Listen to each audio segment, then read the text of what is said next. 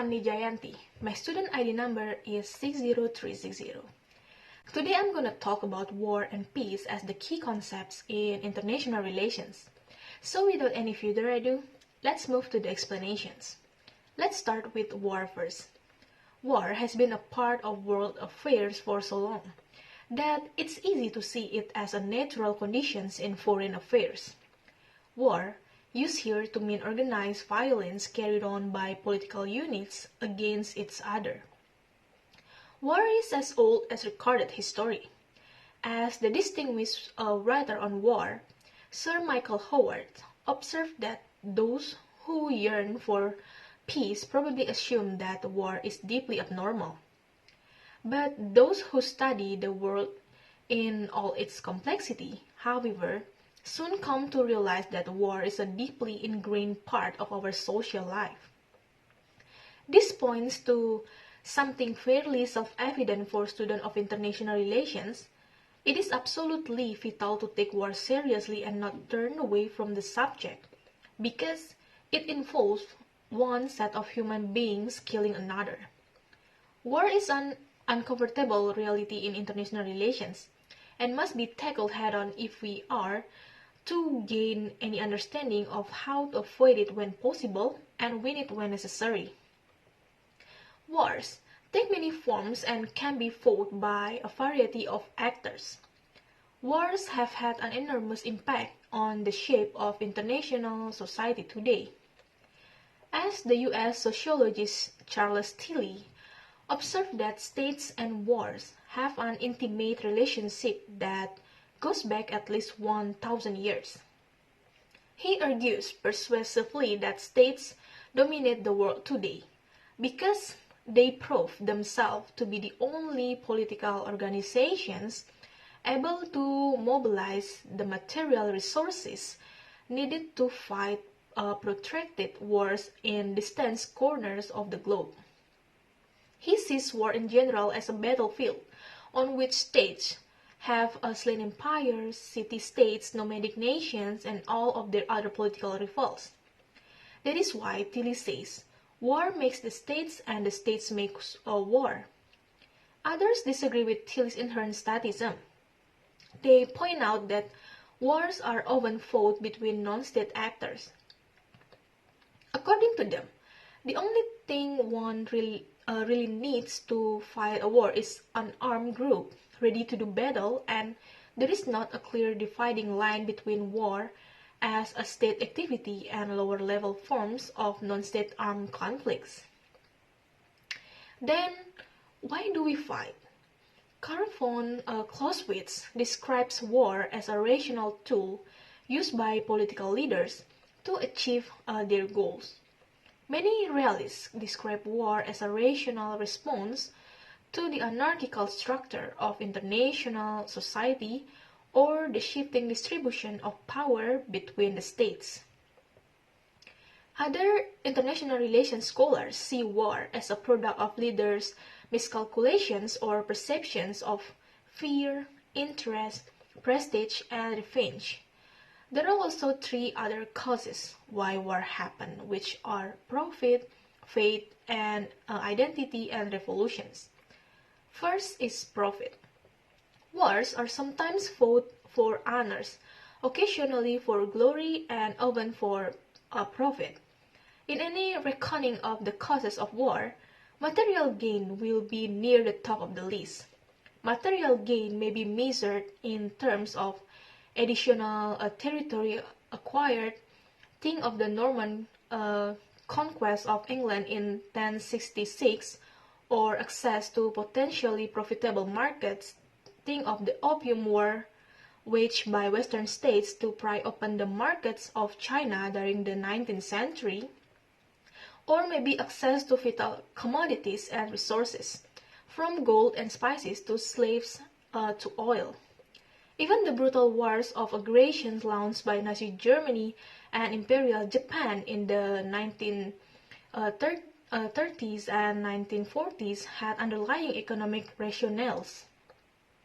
Democratic states prefer to explain their international behavior in more noble terms, but even the USA has gone to war for material gain. Second is faith and identity. Wars fought for faith and identity are most often fought between members of the same faith or identity group, although these can spill over into conflicts with other nations. Wars have also been waged in the name of specific sets of ideas and values.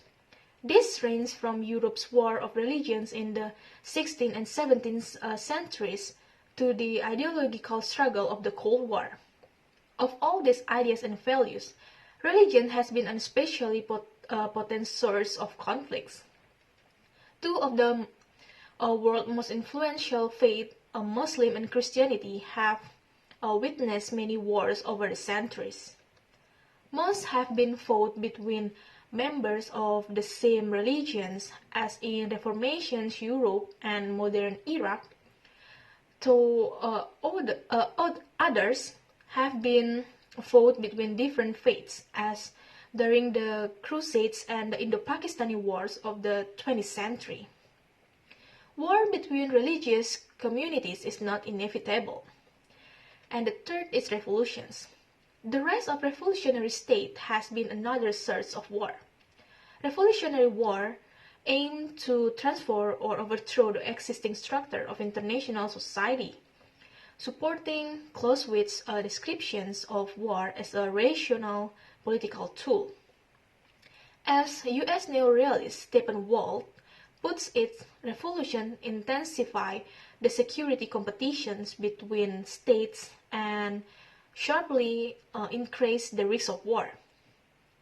The French Revolution is an exemplary case study of how revolutions in powerful states can increase the overall likelihood of conflicts in international society. Concerned that revolutions in France would spark similar uprising across Europe, Habsburg Austria invaded France in 1792. This convinced the French government that its security depended on the forceful destructions of tyranny and feudalisms across the continent, a cause that saw France develop the first modern citizen army. Fueled by nationalism, the armies of revolutionary France swept all before them before falling under the command of a charismatic and brilliant artillery commander, which is Napoleon Bonaparte.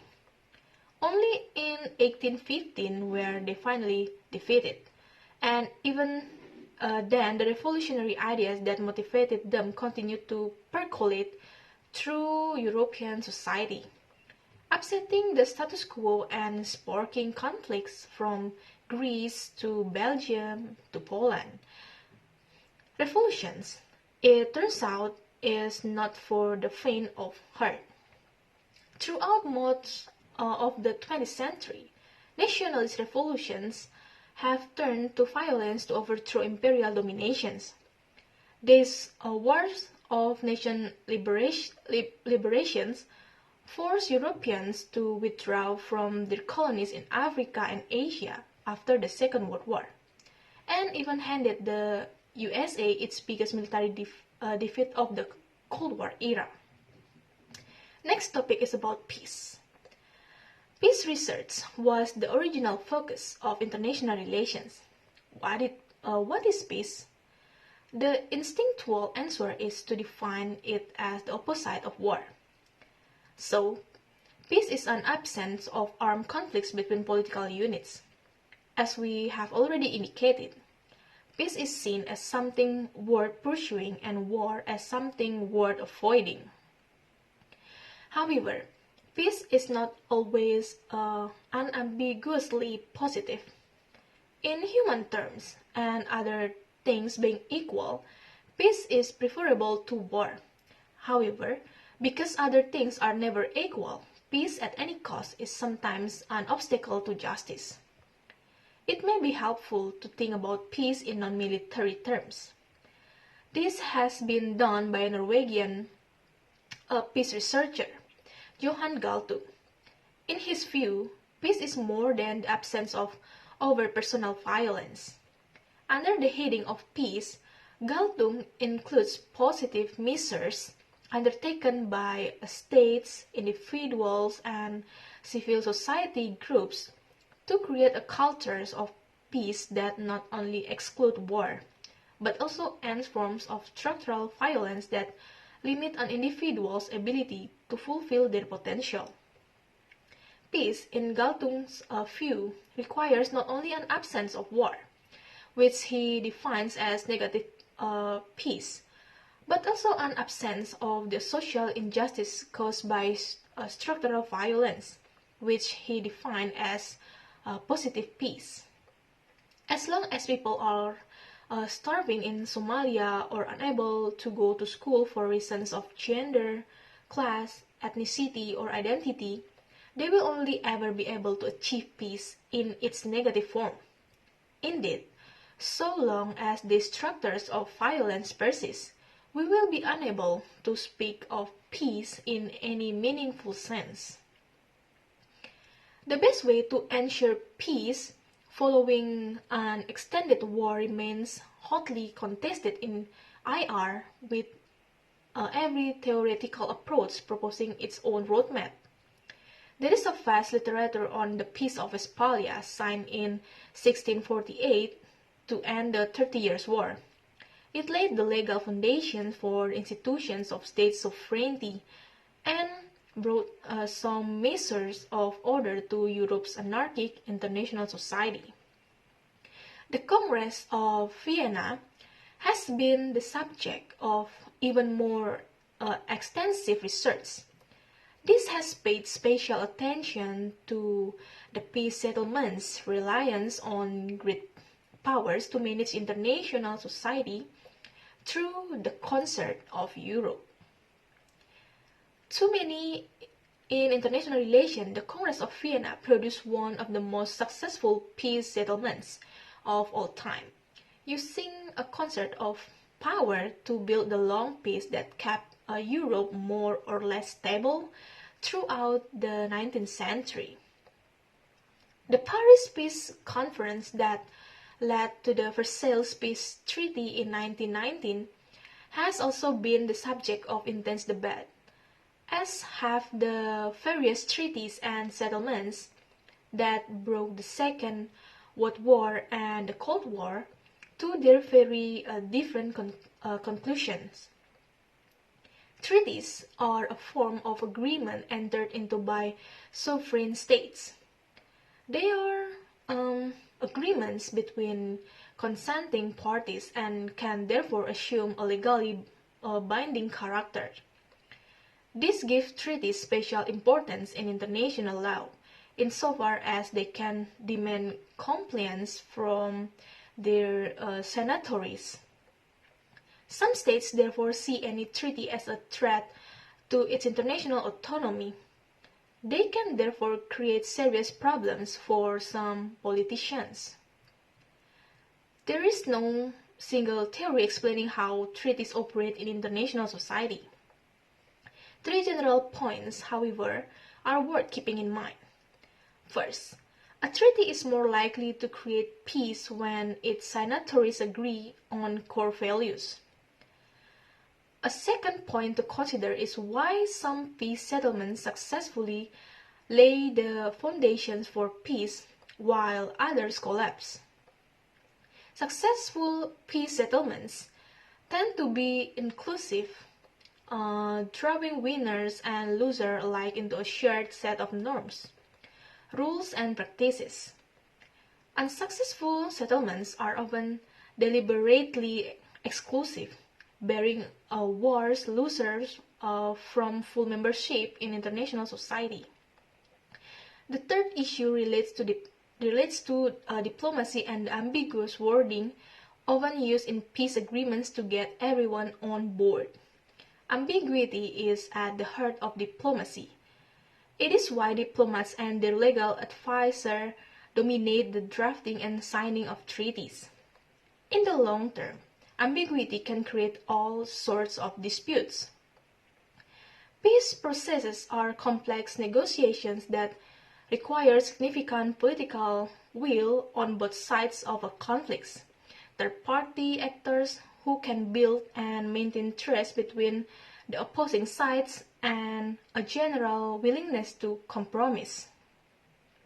Many peace processes require an international peacekeeping force to insert itself between combatants to monitor, disarm, and demobilize combatants. So that's all about war and peace that I can share with you guys. I hope you liked the video and I can't wait to see you again in the next video. Thank you and bye bye.